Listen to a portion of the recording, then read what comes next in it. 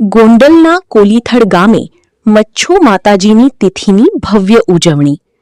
કોલીથડ ગામે માલધારી ભરવાડ સમાજ દ્વારા લેનવાળી આઈ મચ્છો માતાજી પુનિયા મામાની જેઠી બીજ અને તિથિ નિમિત્તે ભવ્ય મહોત્સવ યોજાયો।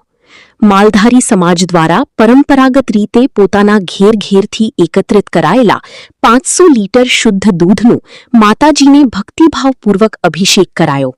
બસ સ્ટેન્ડથી મુખ્ય બજારમાં આવેલા મંદિર સુધી શોભાયાત્રા નીકળી, જેમાં માલધારી સમાજની મહિલાઓ પરંપરાગત ઘરેણાં વેશભૂષામાં માથા પર સજાવેલા દૂધના બેડા લઈને જોડાઈ।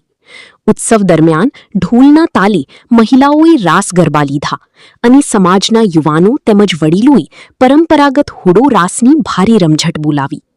શોભાયાત્રા મંદિરે પહોંચતા નાની દીકરીઓ દ્વારા કંકુ તિલક અને સામૈયા કરી મહિલાઓનું ભવ્ય સ્વાગત કરવામાં આવ્યું। પવિત્ર દૂધમાંથી શાસ્ત્રોક્ત વિધિ પૂરતું દૂધ મચ્છો માતાજી ઉપરાંત ગામના રામદેવ પીર મંદિર અને ખોડિયાર માતાજીના મંદિરે પણ ચઢાવવામાં આવ્યું। બાકી રહેલા દૂધમાંથી ખાસ પરંપરાગત પ્રવાહી પ્રસાદ તૈયાર કરી ઉત્સવમાં આવેલા તમામ શ્રદ્ધાળુઓને પ્રેમપૂર્વક પીવડાવવામાં આવ્યું। ભરવાડ સમાજના સામાજિક આગેવાનોની જહેમતથી માલધારી સંસ્કૃતિ અને પ્રાચીન શ્રદ્ધાના અદ્ભુત દર્શન થયા। રિપોર્ટર ભાગીશ ડોબરિયા, વીરપુર। ઓકે, હાલો। મારું નામ વિક્રમભાઈ મંગાભાઈ ગરિયા। આજ રોજ ગોંડલ તાલુકાના કોડીથર ગામે જેઠી બીજ હોવાથી મચ્છોઆઈ પુનિયા મામા લેનવાળી મચ્છોનું ઉત્સવ।